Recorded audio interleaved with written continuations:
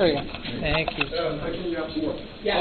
Take a serious look around, though, because Bob actually brought a variety of Ed's personal copies of his novels that are signed with his ownership inscriptions and or in some of the cases. So check them out. There's also an assortment of personal photographs from the Ed Wood estate that haven't been a part of the exhibit up until today that are right next to Matt Sweeney over there. So, Bob. Hello, and I am Bob. And first of all, I'd like to thank Johan and Michael for inviting me out here to this gallery of Ed's works. Oh, I was supposed to say hello, fine literature fans, because I know you're all fans of fine literature if you're into Ed.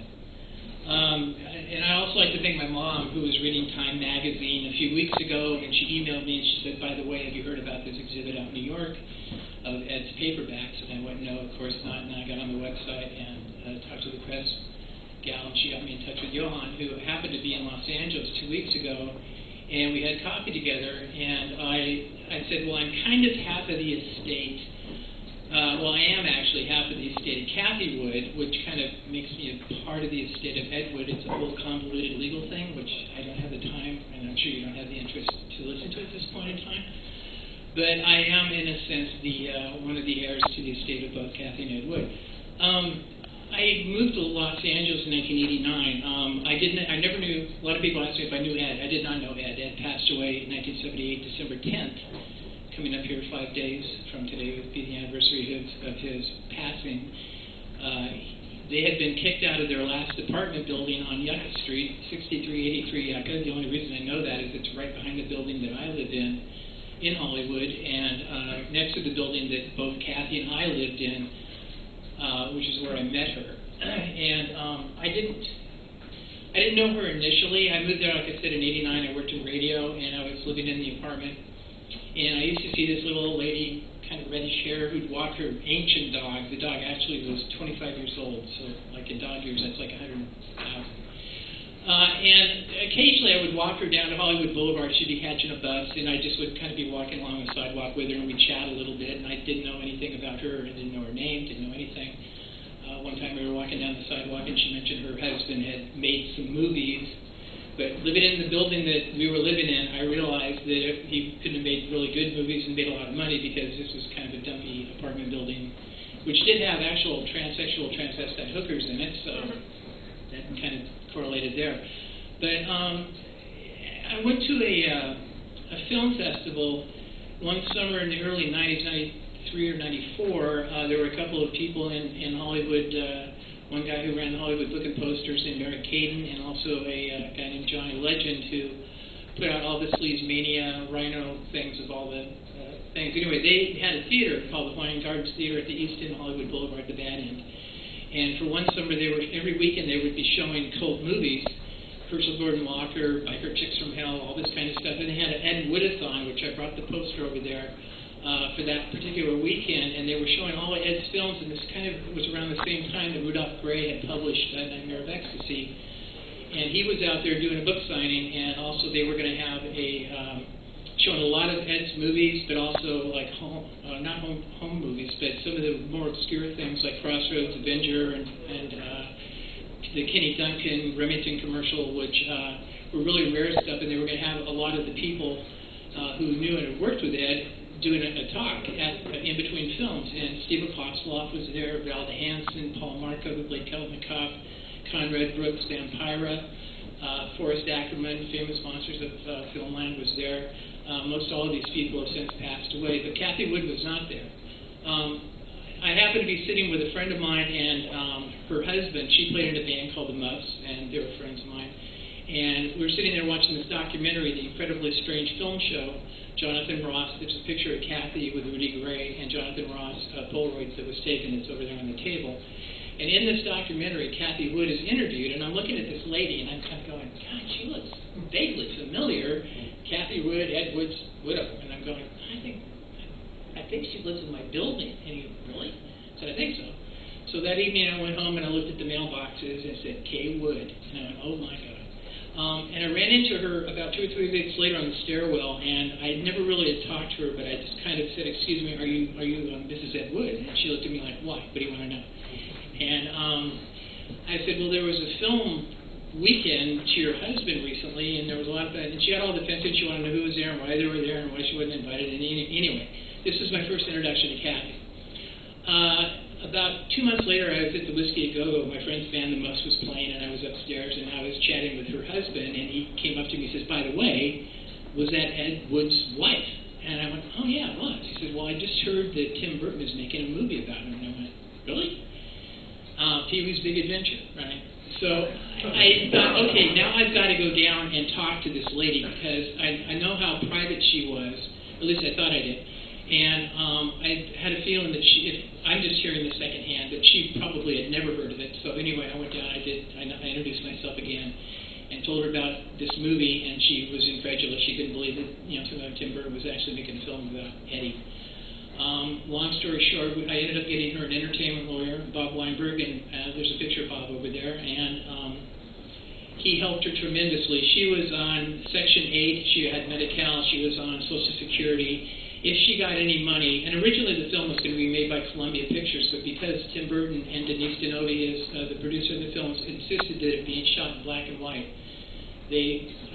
Columbia decided to put it in turnaround. That's when the Walt Disney people came in to go ahead and produce the film, because they wanted to get Tim to work on more films for the Disney people, and this was kind of their, okay, we'll let you make this one, and hopefully you'll make more for us down the road. But anyway, it was shot in black and white. We got an advanced script of the movie, and as we're reading it, she had macular degeneration, so her eyesight was starting to get a little bit worse. As I'm reading it in the film, Kathy meets Ed at the sanitarium where Bela Lugosi is in recovery, and she's knitting booties. And when I said, and Kathy Wood is knitting booties, I've never knitted a booty in my life. A bottle maybe, but not a booty. So anyway, the film was made, and I actually ended up becoming more valuable to Kathy as far as taking her to the market. She didn't drive, just became friends, and she would tell me stories, and that was a very cool thing. So I have some stories. I've tried to write down what I remember, and maybe eventually someday I'll actually publish that myself. But she did tell me about Ed, his proclivities for dressing as Shirley, who is his alter ego, his female alter ego. He didn't always write. People say, well, did he always write dressed in drag? He did not, but lots of times he did, and she'd say he'd be sitting there typing away, and he'd be wearing I can't say the peignoir or whatever it was. He'd be in a nightgown and be drinking and smoking and hacking away. And he actually, and I should back up a little bit by saying this is my first visit to the state in New York where Eddie is from. Originally, he's from Poughkeepsie, so he's a New York native. And he, in high school, I think, he won the New York State typing contest for the fastest typer. It's really good. So you could sit there and drink and smoke, and I think in some instances they said the novel may have been written in one setting, and that probably wouldn't surprise me at all. One of his publishers described him as by far the fastest writer that he had ever experienced. He didn't say the word best, he said fastest. Right? Thank you. I want to clear that. Because you didn't get the check until you turned the manuscript in. Right. And when I first met Johan, he was asking, like, was there any other ephemera that was, that Eddie had, like papers or letters or anything like that. After meeting Kathy, and she got to trust me and know me a little bit, she pulled down a suitcase that she had up in their closet. When they were evicted from their apartment on Yucca Street, they had a couple dogs. They put the dogs in a kennel because they knew they were about to be evicted. The sheriffs came early morning and threw them out on the street with the clothes that they had on and a little valise, a little leather suitcase. And Kathy eventually showed me the suitcase, and in the suitcase were a few things. Of the most interest was a manuscript for a book that had never been published called Hollywood Rat Race. Bob the lawyer and I actually helped get this published, and it's as close to an autobiography as Ed ever wrote, and it's really one of those, like, how do you make it in Hollywood? You just off the bus from Des Moines, and you were like a big star in your high school drama, and how do you make it? Anyway, and also was a script for an unproduced movie called I Woke Up Early the Day I Died, which is one of the best titles I've ever heard.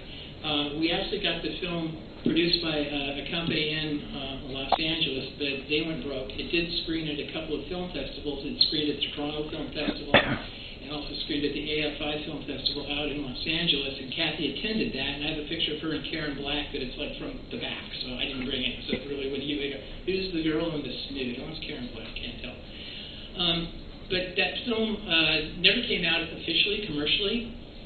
A bank in Beverly Hills now owns it. There are some copies of it floating around on the internet. If you're interested, you can actually track it down and you'll find it. But it was an all-star cast. It starred Billy Zane. The first movie he made after Titanic was this film, and there's a picture of Kathy and Billy over there. Eartha Kitt, John Ritter, Christine Ricci, Tippi Hedren was in it. There's just a whole host of people. When people heard there was an unproduced Ed Wood film that was about to be made, people came out of the woodwork to be in it, just little cameos. Tippi Hedren actually does a takeoff on the Birds, which is very funny. But anyway, so that release didn't really have anything else in it of like letters, personal letters, or anything like that. There had been a trunk. They had a trunk full of personal items and goods and some film reels and things like that that had been put in a storage unit in North Hollywood, Beacon Storage, which was sold off at auction along with her family Bible and a few other items that I'm totally unaware of. Somebody who did buy the trunk is out there. We don't know who they are, but we know that the trunk exists, and we know that there are some film canisters and some other things in it. Somebody within the wide world of Ed Wood has told me about this. In fact, David Ward, who is a friend of Ed's and Kathy's, went with Vampira and a guy from Texas to Long Beach to see the contents of the trunk. He can't remember what was in it, but we know it exists, and we're trying to get in touch with the owners and find out exactly what they have, just because we would like to know. There's so little that belonged to Ed that's still out there. The paperback books were ones that were from his personal library that when Kathy passed away, Bob Weinberg and I divvied them up. One for you, one for me, one for you, one for me. I tried to take the ones that were signed. Most all of them were, but out of all the copies I got, I had 16 or 17 books. All but one is actually autographed by Ed from his personal library or personal collection. And so I have the suitcase. I keep all my Ed Wood stuff in it, just because out of respect for Kathy and everything like that. So there was one other thing that was in there, actually. Ed's wallet. And Kathy loaned this to Johnny Depp. She met him on this when they were filming the Ed Wood film. It was a long story how she actually met him, but the producers took her over to the trailer where Johnny was dressing for one of the scenes for later on, and he was actually dressed in drag, and she said, "You look so much like my Eddie. You look so much like my Eddie." And they talked for about an hour because he wanted to know more about Ed, obviously. And the next day they were shooting a scene on Yucca Street and Wilcox.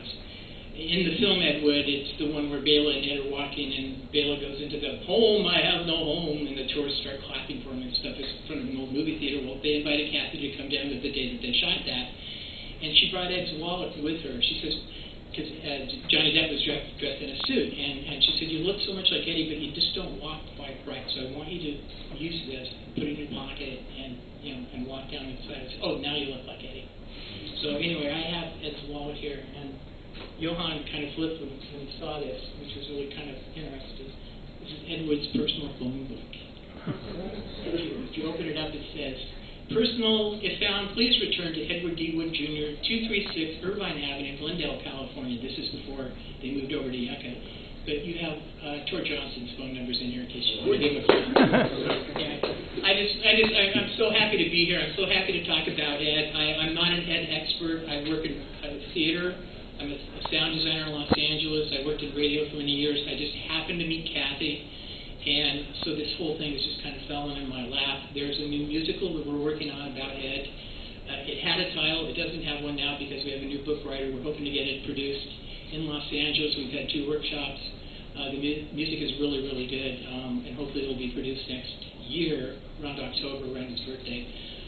The Center Theater Group, which is the big theater of people in Los Angeles, Michael Ritchie, the Almaden Theater, the Taper Theater, are possibly doing a workshop with it here in the spring. So we're hoping that if they decide to pick it up, it would actually get produced in a really, really, really well manner. So anyway, I appreciate it. I'll be floating around. If anybody wants to ask me personal questions, I'll be happy to instead of taking up all this time.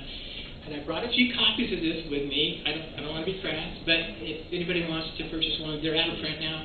I have a few. So anyway, thank you very much.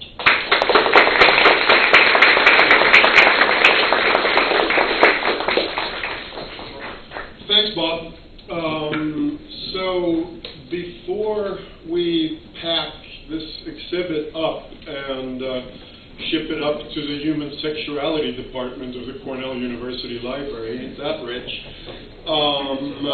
we are going to screen the premiere of Ricky Londa of Chain Gang's short film, When Retards Fight Back, that we're also publishing today as a part of the Boo-Hooray pamphlet series. But before we screen that, Ricky Londa is going to read a Ed Wood cut-up. Ricky.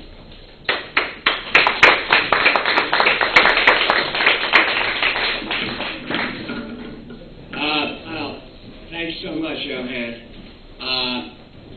My name is Rick. I'm with Chain Gang, and we're all fans of Ed Wood, of course. Phil Von Rome, who I worked on the script with and the novel for When Retards Fight Back.